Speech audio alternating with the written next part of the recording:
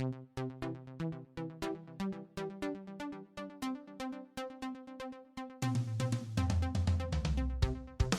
to the FNO InsurTech Podcast, a place where movers and shakers from all points within the insurance ecosystem gather and discuss all things InsurTech. Here are your hosts, Lee Boyd and Rob Beller. Hey, podcast world, welcome to a winter edition cold of FNO InsurTech, our, I don't know, 7th or 8th Christmas version that we've had. Yeah. Where's our Christmas at? I don't even have on Christmas shoes. I don't have on anything Christmassy. Christmas and nothing right here. I have nothing. I have a red mug. Can that work? Okay. All right. That's cool. Do you remember one time whenever we did a Christmas episode and we actually had on, I think I had an elf hat, you had a Santa hat, we had a big Christmas party. It was pre-COVID.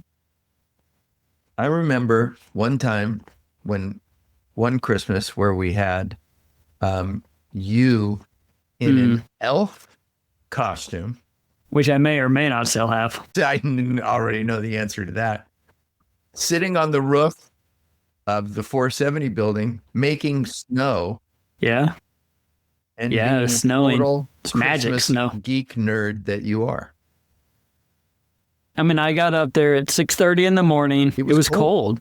I got up there at 6:30 in the morning to surprise everybody as they drove into the office with a little Christmas magic. And we had music going and the grill was going and we shut down later that day for a Christmas party.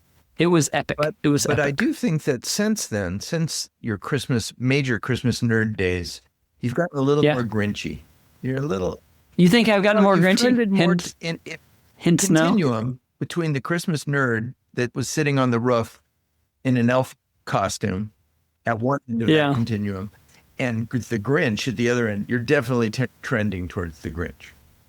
I don't have anywhere to do. Like, nobody expects me to show up. I don't work with people anymore. I'm here. I guess I could have shown up today with you and our guest in my elf costume. You could have. Wait, we'll see what we might have one more recording before It might. And plus, just full disclosure, we'll be publishing this episode in January. Yeah. So by the time everybody hears it, nobody's going to want to talk about Christmas. They'll be done with it. They've had enough. They'll be thinking, why are they talking about Christmas? It's over. So why don't we do to that? You know what? In January, you and I are going to be world travelers. We are. We're back in London.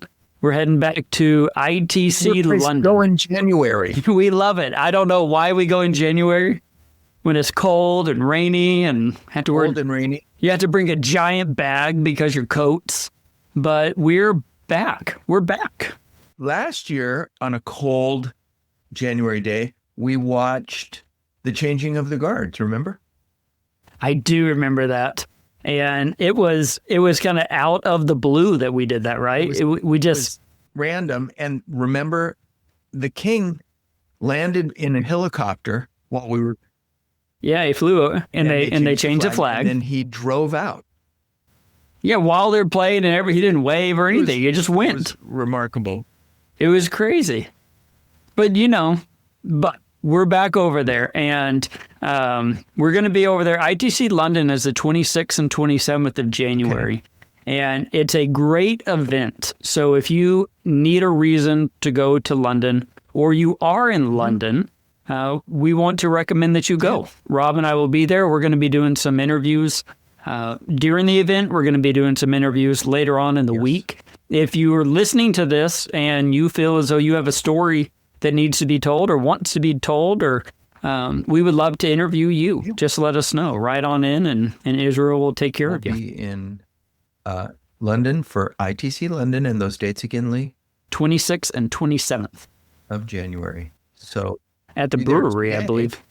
Today, speaking of people who come from the British Isles, we have a fabulous guest today. Oh, fantastic guest. I mean, sometimes we are able to arrange for remarkable people in our industry to be on our podcast. Today is one of those days. We have Tracy Thompson, global head of strategic clients at Cytora, Yeah. with a resume that you can't believe, here on the podcast. I mean, she has been in the industry, has seen so much. Cytora is a fantastic company who's doing some amazing things in the AI technology space for underwriting, for kind of the ecosystem. I'm excited for her to tell you about that. And then we dive in. We kind of nerd out a little bit on AI and technology and what it means. And then we get to learn a little bit more about her and her past in the insurance industry. It's a great interview. And looking at it from the perspective of somebody who's been in the industry a long time, seen a tremendous number of things, worked in a number of different really important positions, global head of crisis management at AIG during the financial crisis. I mean, Tracy has a resume that will make your eyes pop. Yeah.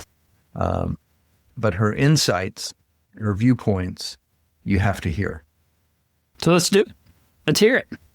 Without further ado, let's get to our recording with Tracy Thompson, Global Head of Strategic Clients at Cytora. Hey, everybody, we're here with somebody who I consider a really special guest, Tracy Thompson, Global Head of Strategic Clients at Cytora. That's a big title.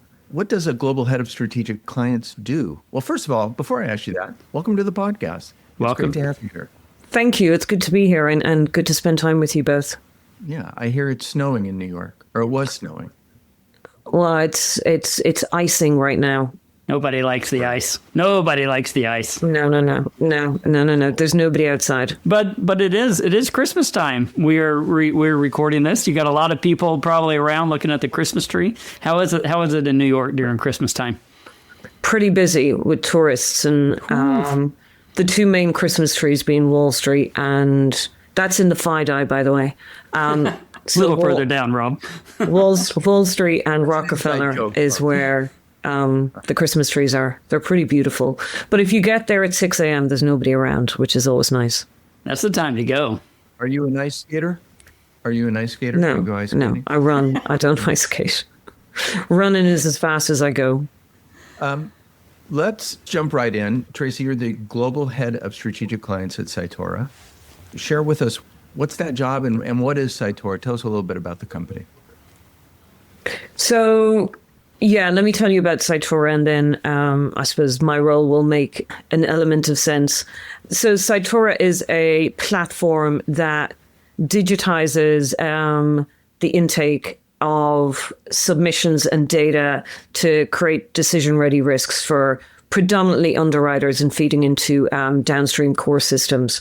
So it's not a point solution. It's kind of end to end as you think about the underwriting process from broker to that underwriting decision. And it crosses most lines within the insurance industry and also across different types of insurance, reinsurance, facultative, claims. So whilst we talk about, I think we perhaps limit ourselves by talking around submissions and decision-ready risks, because we do cross transactions across the entire ecosystem of insurance. And it really is ingesting the data, augmenting the data, enriching the data. So I come from underwriting, so it's everything an underwriter will need getting to their desktop to be able to underwrite the risk and assess all the exposures. And it's built on an AI platform. Oh, so would it be AI native? Is that what we would say? Yeah. Okay. And so you're basically taking all of the data, and at any aspect of the life of a policy, you're going to be able to use that data. Is that right? So it's on the submission. Submission. The first, risk information coming through or claims information coming through to get to underwriter. We do not underwrite the risk. Okay. The underwriter needs to underwrite the risk, but it really is kind of uncoupling all that data, distilling it down to how a particular insurer wants to look at their risk. And as we know, we're in the insurance industry, appetites differ, guidelines differ, clearances differ. And again, we make it specific to whatever that insurer wants. and we bring all that data. And if they're going, if you're thinking about, building and thinking about a forecasting, etc., and if they're using a company called Moody's, and if they want that data, we will augment the submission with that automatically to feed into their downstream system, whether it's a pricing system or a CRM system or a PMS system. So your system makes the life of the underwriter a lot better. A lot easier. A lot easier. Right? Yeah. And it's not, I suppose this is talking to the quality of Cytora, which is important, but it's not a black box. So the underwriter, so at any time you can see why the LLM chose a specific data point, kind of that chain of thought reasoning behind it. So it is not, we're not asking underwriters, and this is where perhaps underwriters get a bit nervous and a bit, cautionary around it, where they just have data coming in and they have no line of sight of where it came from, the why. Would I have chosen that? And so there's a bit of a lead time into getting them to those confidence levels. But again, everything is around the specific clients we deal with and what they need to underwrite that risk. So it's pretty cool. It's almost like the underwriting assistant role, if you will. Yeah. I love that. Taking all the and distilling it for decision making to occur. Yeah, and I think, when you think about the industry, and, it's a highly regulated industry as well. So I think we get a bit of a bad rap when we talk around, how innovative our industry is, or, how technology plays a role. But I think there's got to be some level of respect for the regulation that kind of, underpins it. And so that's why we focus on the transparency and the ability to audit and control is really integral to the fundamental design principles of what we've created. Cytora has been around for quite some time. So, we have a great suite of clients that differ from where they operate within the industry, and even the size, scale, regions that they operate. And I should say all languages. So across all languages. So global clients, who want to create some level of continuity across, not just how they underwrite, but what they're underwriting, their appetite, etc. So, creates the efficiency, helps them think about their risks a bit different, and also creates the ability to, manage portfolios, which is always challenging. Because of the data and even within an underwriting team, me as an underwriter and you as an underwriter, we're in the same team. Different things mean different, different data points mean different things to us, and we might think about it different. So, it kind of creates a level of confidence that we're actually looking at the risk the way we're supposed to. Yeah. And as you're saying, and as your title talks about global, you're everywhere. Like, you're all over. Is that a challenge to service clients all over the globe? Whenever you're talking about data, AI, underwriting, different losses, is that a big challenge? So we have people we have people from Australia to Europe, UK, into the US. And I suppose when you think about the insurance industry, there are so many common threads through the whole industry. What changes is the regulatory environment. And then when you kind of overlay that with technology and AI, you have data regulation coming into the insurance regulation or the financial regulation. And so it's kind of, bringing all that together. But we have people in situ in those regions. And, I'm not saying that I know all the regulation that sits in those regions, but I have worked in most regions.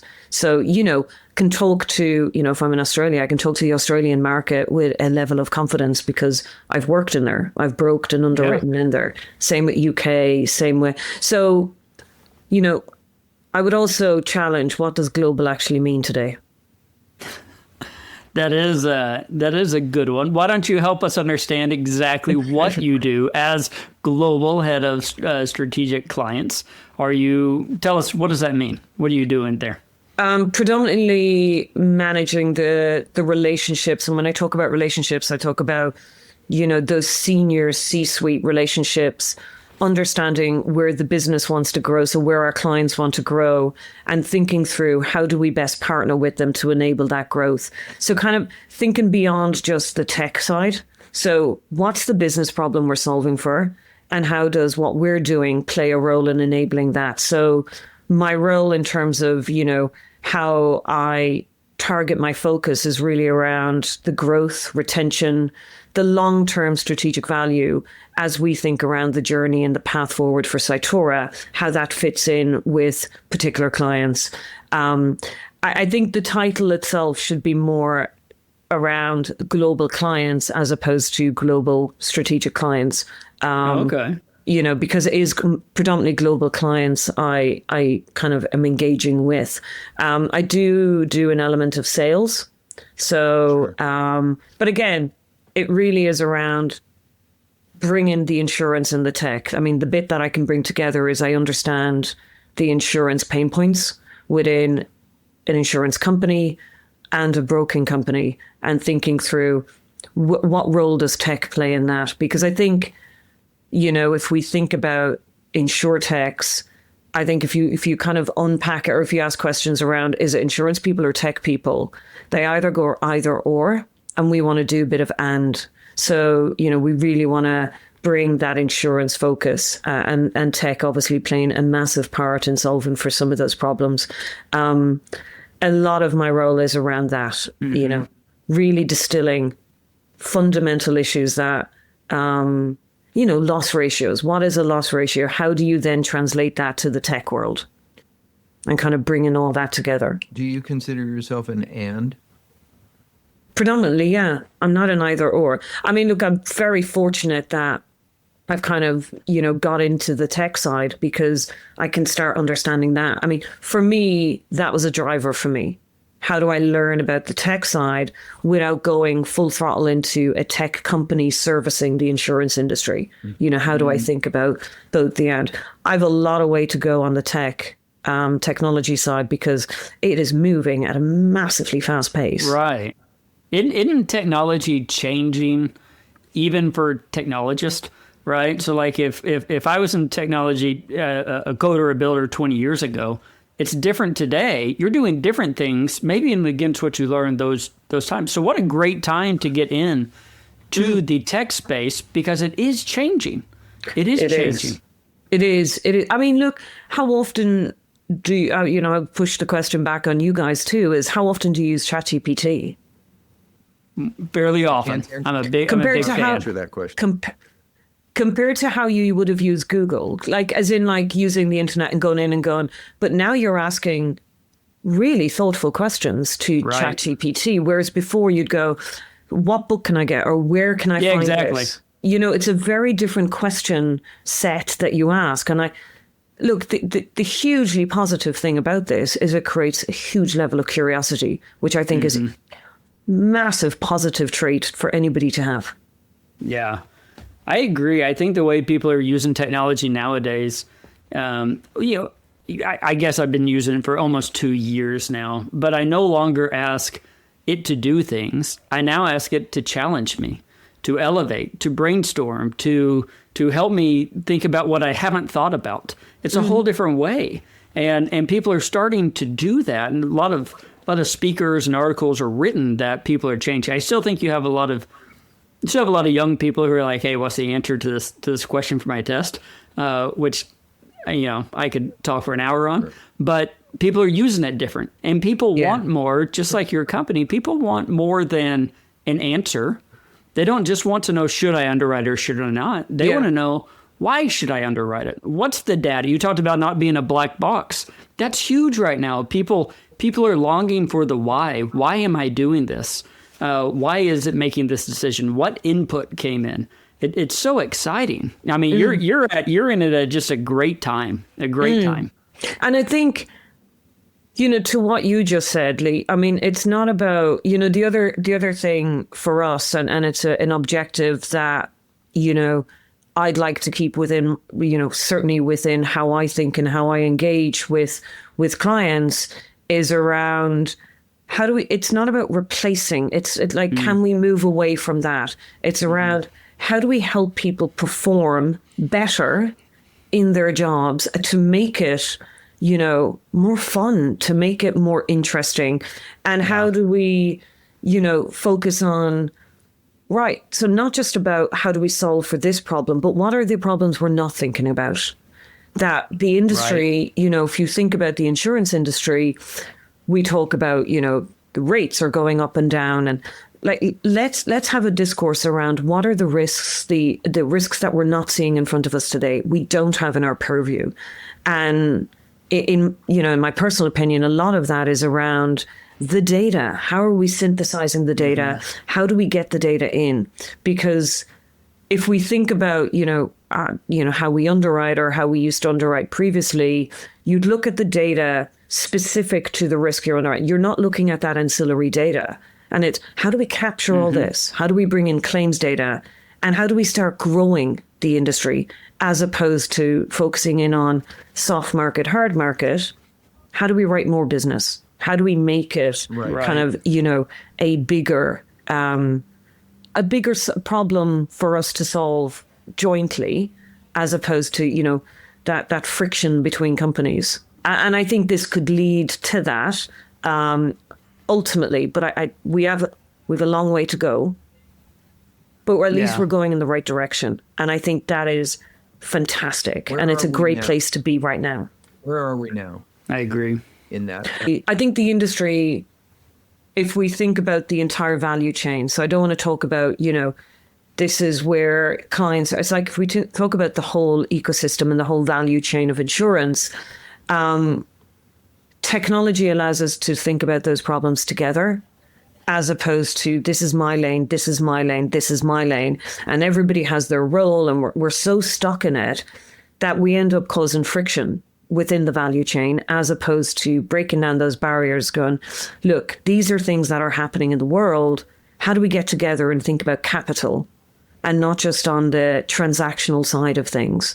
So for me, I don't know what those jobs may be, but I think maybe it's going to create new jobs, new roles, and new types of needs that we need for talent to come in. Whether it's talent from industry as opposed to coming up through the insurance industry. And technology will allow quicker onboarding, hopefully, if we can get out of our way. You kind of reminded me of an article I had read written by a friend of the podcast, Astrid Mahol Bavari, if I said it right. I hope I did. She had written an article.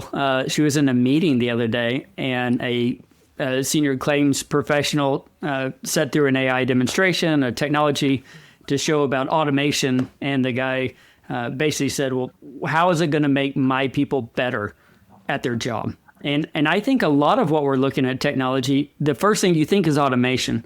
How do I reduce? How do I save? How do I... And my brain has transformed to, how do I make the people the best that we can be? How do I give them the tools, the best tools to make the best decision, to delight my clients, to wow the clients? And then automation does happen automatically because I'm giving them the tools to use their knowledge to be the best that they can. And I feel like that's where the pendulum is. I feel like it started 2 years ago. Wow, this tool is going to do everything for me and I can sit back like Wally. But now it's coming around to say, well, how can I be the best? Maybe I can do more because I have a tool, but I can do better too. I can make better, more informed decisions.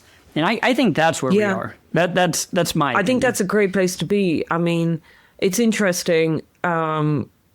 Last year, I had taken some time out and I was, meeting with people in the market, and I met a few tech firms.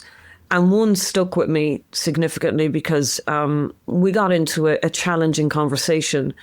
And he said, the future is that technology will replace the insurer and the underwriter, I should say. And I remember saying, well, I don't think your company is for me because I don't see it that way.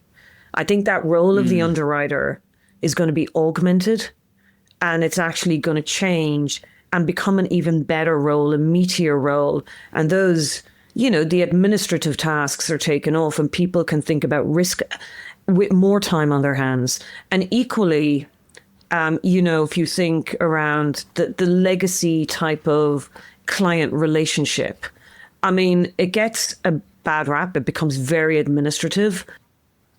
Yeah. Relationships and having that skill is really, really important, because ultimately people do business with who they want to do business with. And you've got to, fundamentally, the underpinning thing is the relationship. Do you have a trusted and confident relationship with your client? And is it more of a partnership?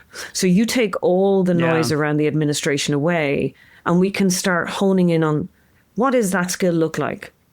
And how do we make that person better at what they're doing and better at their job, and it be, a more fun experience? And so I challenge the replacement. I think that's just it's almost a cheap dig rather than really being thoughtful. I agree. I also think history repeats itself. Rob and I have been doing this podcast for a long, long time. And years before we started, technology came in and said, we're going to get rid of the insurance agent. The agent is not needed. We're getting rid of it. Good news. Technology's here. It's done. But what did we find? We find that people have a hard time buying insurance, and they want a trusted person they have a relationship with that they can trust. Right? I talked to a company not too long ago. They said, "Hey, we're getting rid of the adjuster. We're gonna get rid of it. They'll be there where they have to be for legal compliance, but we can automate 99% of what they do." I paraphrase, but we can automate pretty much all of it.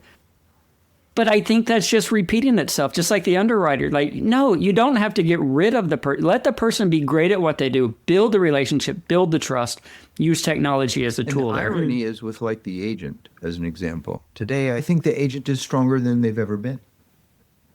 Stronger than they've ever been. From they're going to be obsolesced to, indeed, even with more data being supplied and available, they're more important. Opposite. Yeah.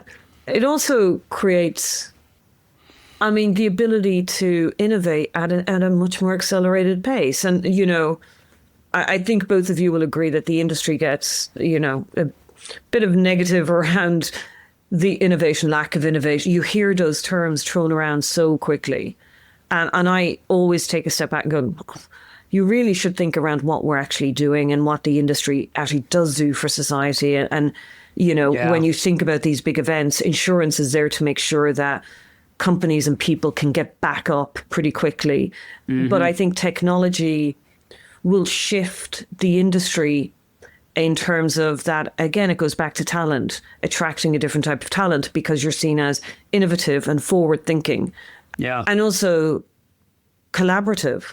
Not just, when we think about reinsurance needs to stick here, insurers are here, brokers are here. It goes back to what I said previously. Like it's all that collaboration. Like, we have a problem to solve. How do we do this? But actually, how can we do it at a quicker pace? And if you think about some of those, tragic events we've been faced with and how the industry has responded so quickly to all those events, now it can even do so, even quicker. And then get on and do more. So again, it frees up capacity. It thinks about talent very differently. And I think it takes away those administrative tasks that, is a bugbear for all of us. I think we think that it's fun, and then we go, no, it's not. Maybe it's not. No. And Trey, we were talking before the podcast about how it is projected that a large portion of the talent in the industry will be retiring soon. They'll be leaving. They'll be moving on.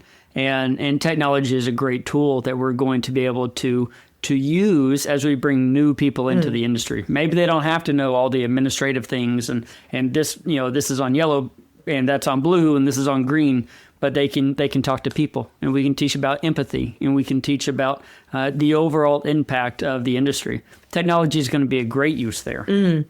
I think, though, the question that we need to pose to ourselves is, and again, I think we touched on it prior as well, is how do we get hold of the IP that's in some of these people's, they've been doing it for 30 or 40 years. It would be remiss of us to just let that walk away. Now, I don't have an answer, but it is something that we need to kind of think about together as an industry, because some of the things they've seen within our industry, and we talk about hard markets, soft markets, and all of that, and all the events that have taken place, those world events that have taken place, and the things that we don't know that they've just seen. That's what I'd love to solve for, is how do we almost get a download of all that IP and start thinking about, wow, this could be a great learning for others. And I think that's part of perhaps this, since COVID, the remote has almost slowed that down, the remote working, because in my opinion, and I've had the fortunate experience of sitting alongside people who've been doing what I've been doing for a very long time. And now I'm in that unfortunate place where I've been nearly 30 years. But sitting alongside those people and just by osmosis, just hearing what they're saying, and you're like, wow, okay, that's a different way to look at things. And I think if we can use technology to take some of that, maybe that's an answer. I don't know what the answer is, but I think collectively we should think about that as we think about, the retirement age, and, in the next 10 years, we're going to see the figures change daily, whether it's 30 to 40% or whatever is going to leave. But again, what's the type of talent we need coming in? I keep thinking about how we focus right now on AI, but we need to focus on human intelligence, right? The AI can read, it can ingest data, it can do all this, but how do we get the knowledge transferred to the people so they know what happened in these events over all these years that make us do things we do today because of experience? Data. That's something that AI doesn't have that, right? So we got to... Yeah. But the data, AI can help us with the data. And 100%. And that's the bit that time. We have a lot of data. Just happens to be lying in everybody's, desk or in their notepad. Yeah. Hey, Rob, guess what? What's that, Lee? I got my bag all packed. I'm ready. Your bag packed? Why? I got my backpack, man. We're going to ITC London. It's almost time. I'm excited. What can I say? I'm excited. We're going to pack, we're going to go, and we're going to be ready. January 26th and 27th, we're going to be over in London at ITC London. Can't wait to see all of our friends, executives from around the country, around the world. They're all going to be there. Can't wait to do it. We were there last year. It was fabulous. We hope to see you there this year. Cheers. Cheers. Tracy, you've had a very interesting career path around, in and around the insurance industry. You've been with some large companies. You've worked all over the world, which is such an exciting thing. And one of the things that I really want to ask you about is your time at AIG. You were the global head of crisis management within the AIG family in 2008. I would think that if there was one office that there was like smoke coming out of the doors at that point in time, it had to be crisis management. It was a terrible time, a tough time. What kind of reminiscence can you share with us about your work at that time? So just to make clear, I was a global head of crisis management on underwriting. Okay. So not on crisis management within overall crisis management. Yeah. So I joined AIG around September 15th, 2008. I'd left Aon. And I was in Australia. So obviously we get the news first. And then it comes dripping in. But I think, in Australia, that's where I started within AIG in 2008. And obviously we went through the change to charters. And look, there was certainly a nervousness. I would be lying if I said there wasn't, because I didn't, sitting in Australia, you don't have a line of, well, I certainly at that point didn't have a line of sight of the tentacles that AIG as a huge, huge company had tentacles to all parts of the globe, all parts of the financial system.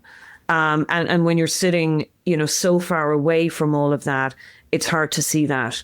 But I remember thinking, I had this moment of, wow, what do I do? I mean, and Aon were fantastic. And I remember getting a call from my former boss going, hey, the door's always open if this, and I thought, well, with a title like crisis management, it really would be pretty bizarre if I stepped away, because I underwrite this as a job.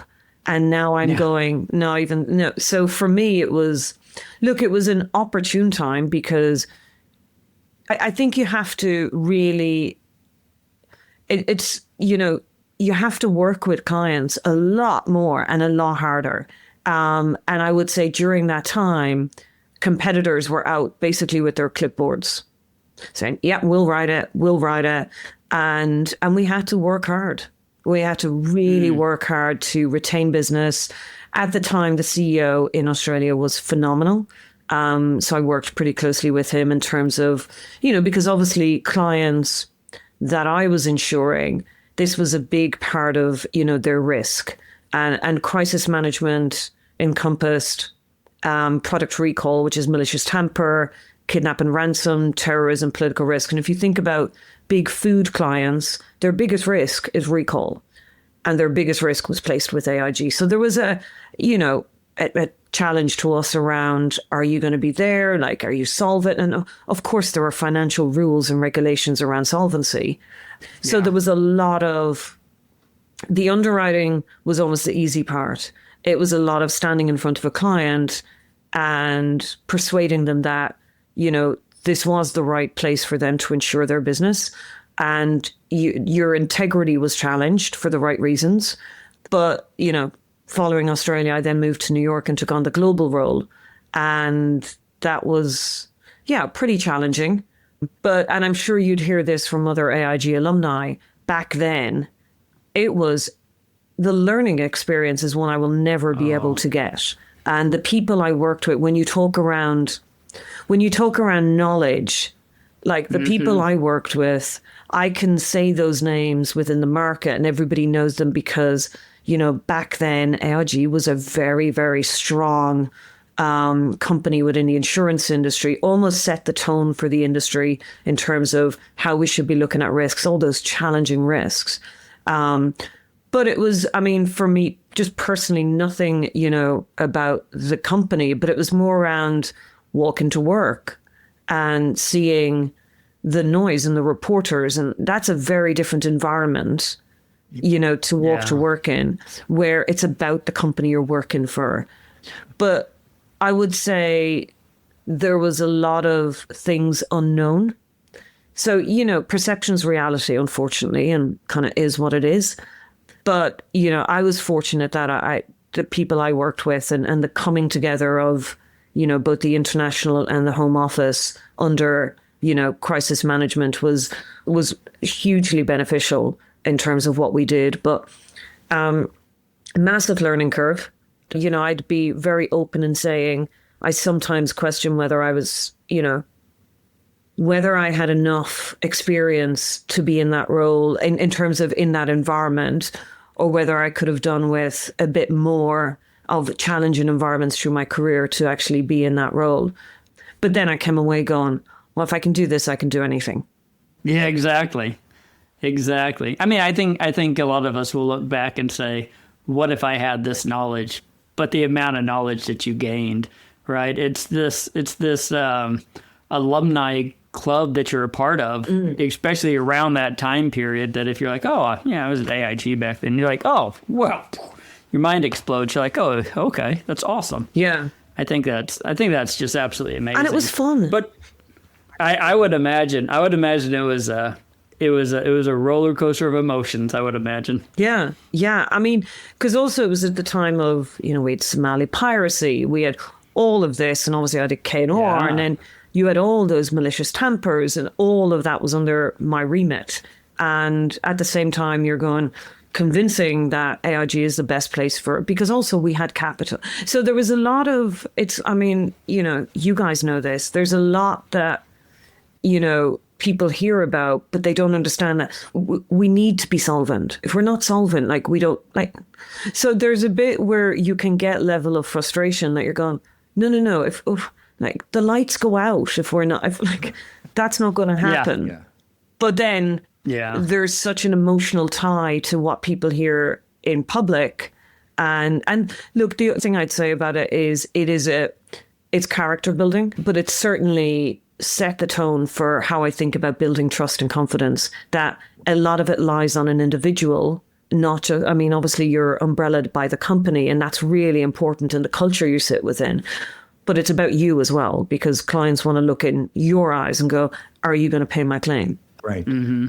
And see how you respond to that question. Exactly. Yeah. So there is a bit of a reality to it, but I would never not have done it. It's amazing to me that, with all the technology, with all everything, that it kind of comes down to that moment, right? Between two people. Hey, can I count on you? Yeah. You're so right. So I have a funny anecdote about that where I was at an event and I was speaking on a panel, and there was another AI firm and they're talking around how they can, and that's why I said to you, we don't underwrite the risk. We ingest the data. We make everything right for, in terms of how that underwriter views risk. It does not take away the fact that they need to have a conversation. Like, to your point, Rob, that still needs to happen. But it was interesting that this firm kind of challenged me around, well, we can do everything. It can go straight to bind. And they're like, going, give me an example. And I was going, okay. And they're going, so we've received an email in. I said, no, it's a phone call. Oh, okay. And they asked me to build that scenario. And they're going, so it's $10 million limit. And I said, yeah, but it's a quota share on top of a 5. And they're going, so what do you mean? I'm going, it's not as linear as you think. So many conversations happen externally. It's not about bypassing the technology. It's just understanding that technology has a significant role and can play a significant role, but it does not eliminate those conversations. It really doesn't. Is this part of the so true. Kind of gets to the talent issue that exists, and something that we talked to in our pre-call before this episode about. Lee and I used to ask people earlier on in the podcast, are you an insurance service provider, or are you a tech company? And almost every time the answer was, we're a tech company serving the insurance industry, right? But what I hear you saying, or what I'm thinking, listening to both of you talk, is that we're in the process of kind of forming a new talent pool, insurance talent pool, one that is savvy on both sides, right? Mm-hmm. It's almost like a new career path, and of sorts. Do you see it that way? Yeah. I mean, if we think about, all of our careers within the industry, we've had great moments of freedom and autonomy to have an opinion, to really give our view of what we think. And, I'm certainly have been fortunate in that. And if we think about that environment, it will bring a lot of talent in from the tech world to think differently around insurance. It's not just come in and this is what you do in a very linear way. But I do think it's like anything. You've got to know your client. You've got to know what. And again, we've heard this in our careers, and we've had long careers, the three of us here. We've heard it in our careers. What keeps you up at night?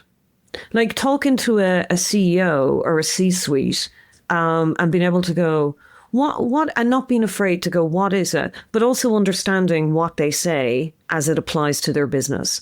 That's really important. And if you kind of gel both of them, but I think that onboarding needs to be designed.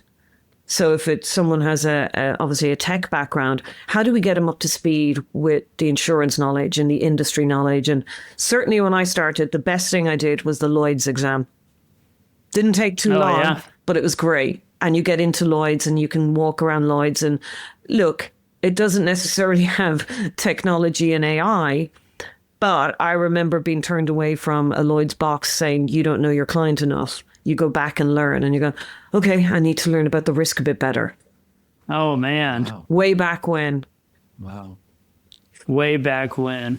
I know that we're real close to time here. I just have a question for this is a me question that maybe some people will know. You're an underwriter, right? At your core. How does a person become an underwriter? Oh God. If somebody today wanted to be an underwriter, and I don't think there's enough glory out there for the underwriters. Like a lot of people don't understand just how important they are.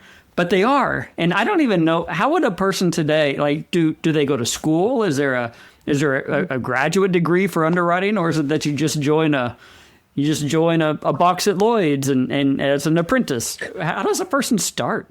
So there are more and more risk management degrees. Now, off the top of my head, and I remember this back in the day, was Temple University had a good risk management course. And I know because it was the most surprising thing I heard when I moved to New York back in 2009, and I had someone on my team and they had done a degree in risk management in Temple, and I was going, "What? That exists? Really?" Look, for me personally, I the old cliche of I suppose I fell into it in some regards, but I went from broking to underwriting back to broking. But I think there are courses out there. I do believe that there are, I think our apprenticeship programs have improved significantly over the years. But it's also, how do you access those students? Like how can we better access students who not just are thinking about the insurance world, but are thinking about tech. So should we be, I know some firms, it's interesting. There was one Lloyd syndicate that I know of who have set up an office next to Boston University because they want that type of talent to be coming in and thinking differently around risk and around, how they operate as a business. Yeah. But in the UK, graduate programs, all of them are just so important. And I think a lot of it is, it goes back to what we said earlier, as you think about those underwriters that are ready to move on from where they're at. And we should be thinking collectively around how do we take that information and are there learning courses that we should start designing around underwriting? Is it an art or a science? The old debate will continue. But I think technology will play a lot of it in that. And also the data, because right now the data is pretty disparate. I think if we have more data, people can learn a lot quicker. But, I think bringing tech people in and bringing industry people in is going to be really important. And we should probably be more open to that, because if you think about career, and I've been through it personally, where they'll go, so you're on the insurance side. So have you ever worked in reinsurance? I'm going, it's pretty much the same thing, but it's just on the next, it's still risk. And we get so caught up in, so you haven't ticked everything. So you've done broking. Have you done wholesale broking? You're going, isn't it just, okay. Yeah. What do I not know here? Exactly. So we need to kind of, get over ourselves and think broadly around I agree. How we can open it up. And look, that will lead to something that I'm personally very passionate about, is the brand of the industry. This industry has afforded me so much opportunity to work in so many places around the world with great people in different, parts of the industry, from MGA to insurer to now InsurTech. The industry's great. And I don't think we're doing a good enough job of, lifting up the brand and bringing in more people. I'm mostly retired now, but I loved my time in this industry. I don't have a single complaint about it. And, and I think in many ways that still exists. It's even broader now. It's wider and deeper than, when I started, and more interesting and intriguing. I mean, what do you think the brand needs? I think we do have a bit of a way to go in terms of how we think about our talent, and the diverse nature of our talent. I think diversity in thought, diversity in industry background, like diversity is such a big word. Yeah. And so is, culture. We talk around, and it's not just our industry, talks around culture, and this is a good culture. Whereas I think this is about people working together. It's about caring for success. It's around how do we drive things differently?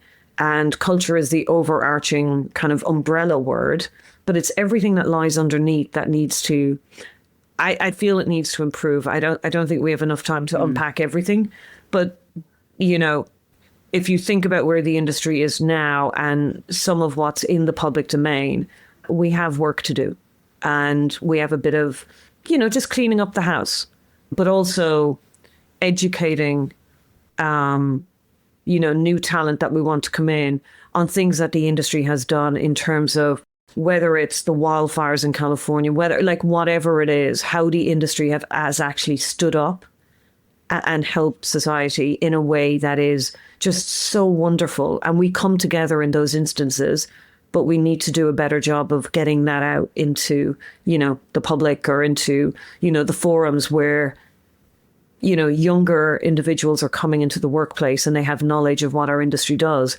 other than insuring the car they just bought.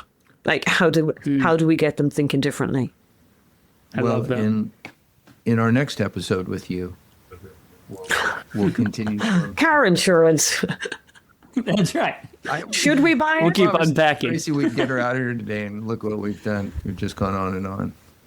We really appreciate the conversation. That was wonderful. No, thank you. This has been great. You're very good hosts. It's very natural. Well, thank you. Thank you. You do it 300 times, you get a little good at it, or less bad. Less bad. We'll go with that. Less bad. Okay, yeah, listen, good for you so guys. Much, and please, sometime in the future, come back again. Thank you very much for the opportunity. I really enjoyed the conversation. Sometimes we have guests on who are very informative about very specific things, and sometimes we have people on that are remarkable professionals with a long history. And today was that day. Today was that day. To have her as part of the FNO alumni is what a huge professional in our industry. It was so much fun geeking out with her over technology, the future of technology, the uses of technology, what we're doing and how we're going to do it. I had a blast visiting with her, but just we are so grateful for Tracy to be on today and to share her knowledge. What a great career that she has had. A lot of life lessons kind of dropped in there. For all of you who are listening today who are implementing technology into your space, she brought some really important things about making the human better and not just going around them, using them, a lot of great things. So really appreciate her being on today. Yeah, it was fabulous. And we appreciate all you for listening to us once again. And hey, one more thing, Grob. One more thing. I want to say something. Yeah. For those of you who have not made up your mind yet, you got to get to ITC London. You got to get to ITC London. We're going to be there. It's going to be a great time. So if you've not done it yet, go to ITC London's website and sign up. We hope to see you there. We can't wait to see you. We hope to see you there because we will be there. We will be there. We will be there. We might even be doing a few interviews. So if you're excited about being interviewed and you want to talk about your company and what you do, come find us. Come find us. We'll be the pint. We'll be having a pint. Yeah. We'll be the random guys who are having a pint at the middle of an insurance conference. 9 a.m. in the morning. Get us all the way, right? So until next time, we'll just say goodbye, everybody.